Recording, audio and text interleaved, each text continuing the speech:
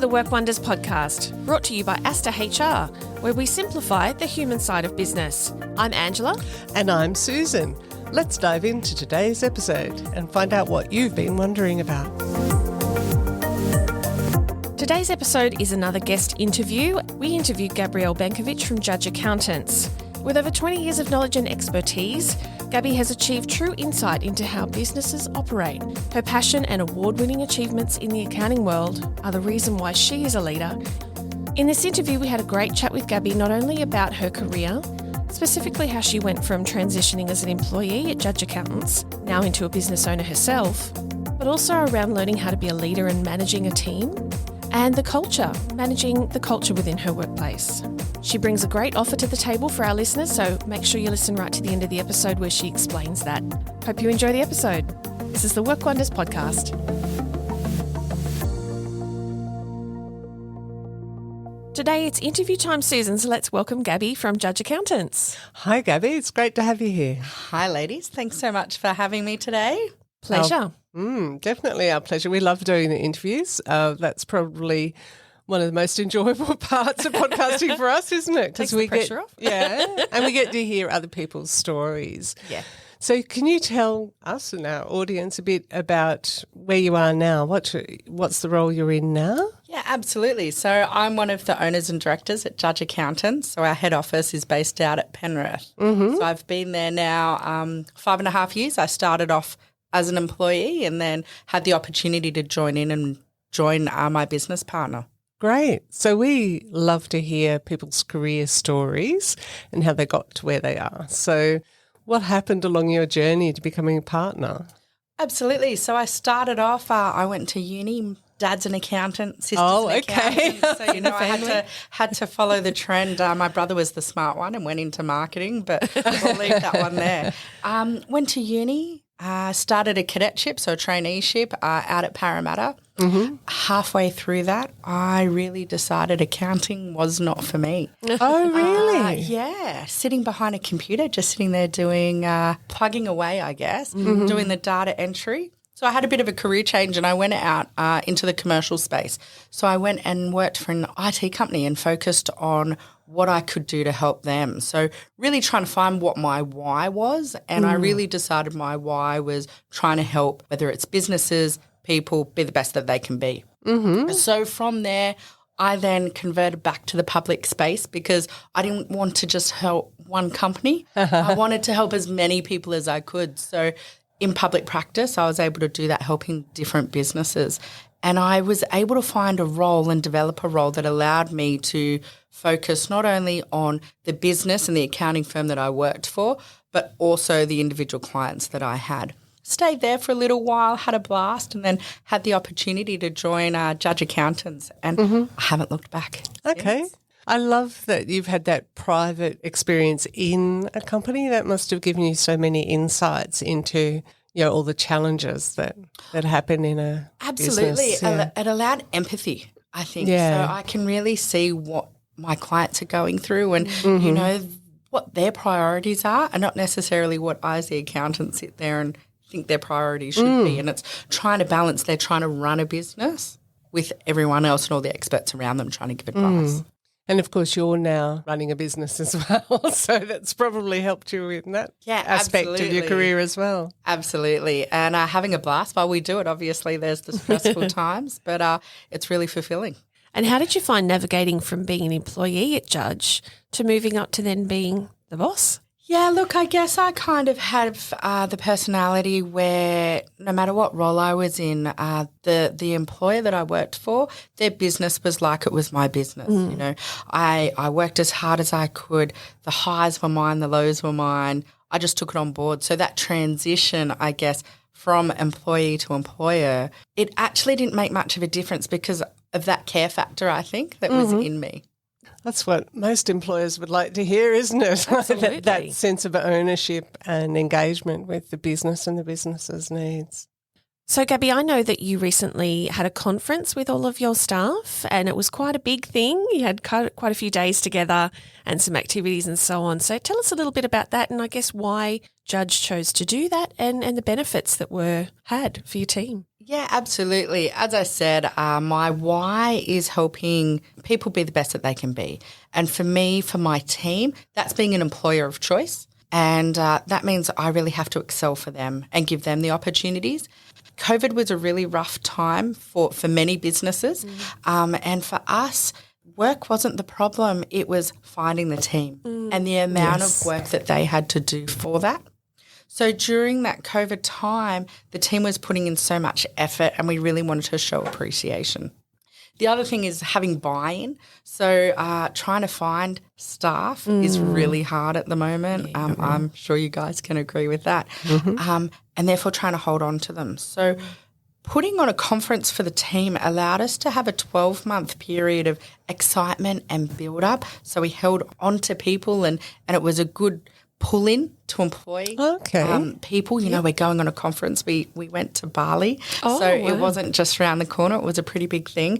And it was for a week. It was a week of work after Christmas and the team building and what it brought. The reason we chose to do it was the cost of recruitment.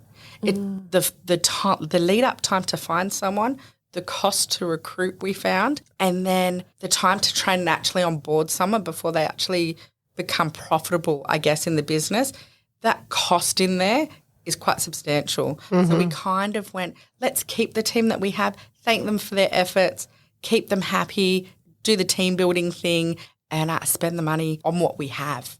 It's a great approach. And so was the conference an incentive? Like, did they have to reach certain KPIs to attend or anything like that? No. So the people that we had applied we had employed 1 month before, got to go came along. So there was 30 of us that went over to Bali, Fantastic. And it was amazing. And are you planning to do that on an annual basis? I think watch this space.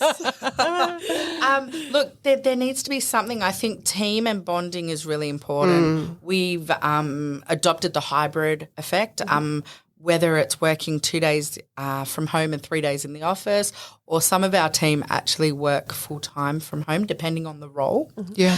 However, that connection is really important. So we have things like where the team, if they work full-time from home, they come into the office on the first Monday of every month and it's a team building day. So that connection for me is really important, and having a conference just put that on steroids. I guess. I can imagine it would have. Yeah. And what's one of the things that you find trickiest when managing a team or team of people? Good question. My team are the best thing about my role, and probably my hardest thing about my role. In that it's great to have the excitement and finding what makes people tick. There's the positive ticks and then the not so positive ticks. And it's trying to work out how everyone works, and everyone works differently, and what, I guess, engages people and helps people to be their best is different for everybody. So it's trying to work with that. So if you're implementing things like a traffic light system, for me was purely a communication tool, but some of them just saw the colour red and that just freaked them out. So it's trying to work out and communicate properly the things that work, and trying to work out, what freaks people out, and everything's different for everybody. So that was a traffic light system that you're putting on work in terms of, well, this is held up, so we're marked it red, and people panicked because they saw the red. Exactly. And for me, it doesn't matter whether work gets out, because generally there's a reason behind it. Sure. Because half of the team are not in the office at the same time, it was just a communication piece about where work was at. There's always going to be instances where work can't get out the door, whether a focus has changed, a client's urgent matters come through, it's held up by the client, many different reasons. Some of the team took the red being that we were going to look negatively on them. Whereas for me, it was just knowing, okay, that piece of work's not getting to get out the door. That's okay. Just why? And so I said to them, I'd change the colours to blue, pink and purple if they wanted, whether, think of red as romance and love. Just perception. So, when setting targets for the team, I'm quite motivated by having a target. Whereas other people freak out. Not everyone is. Exactly. So it's working out, different personalities and what works for different people. And it it can have negative sides, but it's also exciting to work out what makes people tick. Yeah. A lot of us start our business because we're great at a particular thing, or we have a certain passion, or there's something that we know we can do a little bit better than what's already in the market. And now you know that there's more to running a business than just that skill when you hire a team. You may have learnt financial skills or budgeting because you had to, but where do you go to for HR skills? If you're feeling overwhelmed in managing people and all the other things that come with a business, we can help you. We'll guide you through the skills that you need to feel more confident in leadership. Check out the events page on our website, or you can schedule a call at astahr.com.au. So, Gabby, there you touched on communication and, making sure that everybody has things the way they need to and being perceptive to that. What do you think makes the difference between having a happy, engaged, productive team and perhaps a team who aren't that way? I think open communication and being really clear and having clarity on direction is super important. And I think that's what helps a team being engaged. Owning mistakes, owning the positives, communicating it and being proactive about it. When I find there's poor performance, it's often around communication. Yeah. And it's not necessarily they've done something wrong. The process or the procedure might be wrong and need editing. But if they don't communicate, then there's no way of fixing it. And it can make the smallest thing just blow out of proportion. If you have a positive environment, people will communicate and encourage that. And having communication around how the business is going, creating that buy-in effect for a team helps them engaged. If they know that, the business is a bit tight at a point in time, then they know to buckle down, help out and see what they can do. If they're engaged, they're willing to do that. Yeah. If there's the wins, then let them know there are the wins and celebrate. And I think that's the important thing, buy in from the team and get them on board. And we talk a bit about psychological safety, and from what you're expressing, you want your team to feel comfortable telling you when things are going wrong or going off the rails so that you can then act proactively on that. What's one sort of practical way in the way that you communicate with your team to show them that information or share with them things or the wins, the bads, the goods, all of that? Yeah, absolutely. So meetings to me are super important, but it's also important not to have meetings just to have meetings, exactly. Right? We've all been in that situation. So we actually have team meetings every morning to work out what's on for the day. And how long does that go for? Generally about 20 minutes. Yeah. So we designate a top 3 of things that we want people to get out or they pick. And we then cover off where they are up to and what the stuck-ons might be so that we don't get to the end of the week and we haven't been able to help them get it out the door. Right. We then have our monthly meeting day. Okay. So this is where the team to get together and do their team building days, but it's also the time that I get together with my other business partners and work on the business. So it's really important as business owners to work on the business, not in the business. So this is the perfect opportunity for that. It's where we first start off as business owners talking about how the business is going and what the wins are, what needs improving, and what communication needs to change often or our processes and procedures. And we then feed that down through the day to different team meetings in there. So having that buy-in and community and communication is really important to allow that to happen. And then we have an annual strategy day as well where we get together as a team and strategize and have their buy-in on where the business is going. So not only do they know the direction and our goals, but we then touch base with them every month on whether we are hitting our targets or not. That's great. So I imagine those monthly meetings are also an opportunity for the team to give you feedback on things that aren't working for them or where they need more support. Absolutely. So we have a training session in the monthly meetings where the team get together to sort out any issues that they're having. Us as business owners are not actually in that meeting because we want the open communication amongst the peers and the team, and then we get the feedback on how it's gone and where things are. Right. I think it's really important for the team to be able to have that opportunity without us sitting there. So there's not that fear factor. No matter whether you're a great boss or, whatever your situation is, some people are still scared just of the title of boss or business owner, That's right?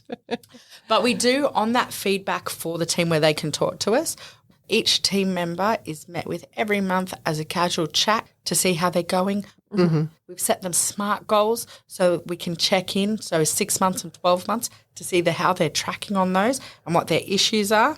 And then we have their official performance and evaluations every 6 to 12 months. Okay.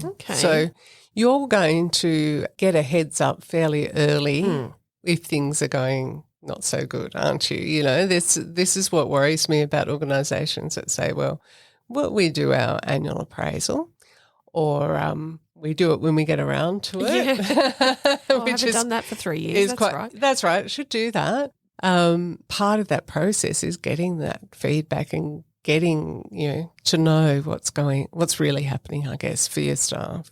Absolutely. And I think that's really important. I think 12 months is far too long. And I think nothing should ever be a surprise in those meetings. Absolutely. That's one of my catch cries. And I think it's really not fair on the team member if something is a surprise. We haven't done our job as an employer if they're not performing. Yeah. And so meeting up with them monthly allows me, it's not just how they're doing, but what can we do better for them? Yeah. And that's always my question. What can we do better for you? What training do you need?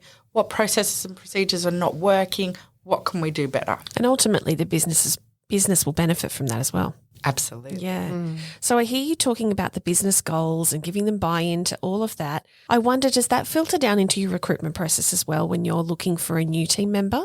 Yeah, so probably a bit more around dependent on the level that we're hiring. So if we're looking at hiring a manager, direction is super important and what we expect of them. And I think that communication, again, is really important. Having clear goals of what you expect of them and what they expect from us as well should be set out in that interview process. If you can't establish that in that time, then you're wasting your time doing an interview because people are on different pages. So your path of becoming a leader yourself would have been an interesting one. Working as an employee yourself, moving up to the boss of Judge. What's one or two things that you have learnt along the way in becoming a leader? I think it's really important to be open to learning. So what I mean by that is you may have a bad manager or a bad boss and you don't like how they are. Learn from it. Learn what you can do better. And to me, that's really important. We all have possibly experienced one of those managers that you don't want to be like. Well, make sure you then don't be like that, you yourself. And if you find yourself slipping on that, pull yourself up and go, how did that make you feel when you were in that situation? You don't want that person to feel that. So, yeah, just try and be better.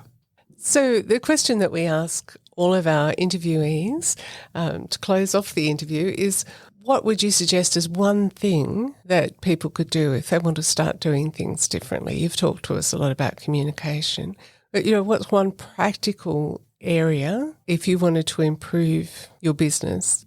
What's the advice that you would give our listeners? Respect and care. So care how your employees feel, respect them, respect their opinions, whether it's right or wrong, whether you agree with them or you don't, that's how they're feeling. Address it and then you'll be able to move forward. Love it. Beautiful. Thank you. And Gabby, do you have an offer for our listeners? I sure do. It's really important leading into the end of financial year that you meet with your accountant. So what I am offering is a free tax planning session. We meet with all of our business clients before the end of financial year to give them advice on what their goals and what they should do before 30 June. I'll throw in a free tax planning session. Awesome. So if you'd like to find out some more about that, go to our show notes on the website and get in touch with Gabby to take advantage of that. Thanks, Gabby. Thanks for having me, ladies. It's been a pleasure talking with you. Thanks so much for that, Gabby. You had a lot of really wonderful, helpful insights around being a leader and very inspiring about how you care about your team. So thanks for your time.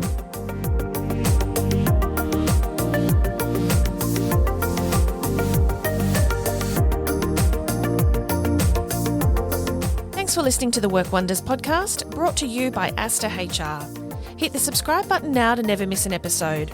And if you'd like to continue the conversation with us, you can find us over at astahr.com.au. See you in the next episode.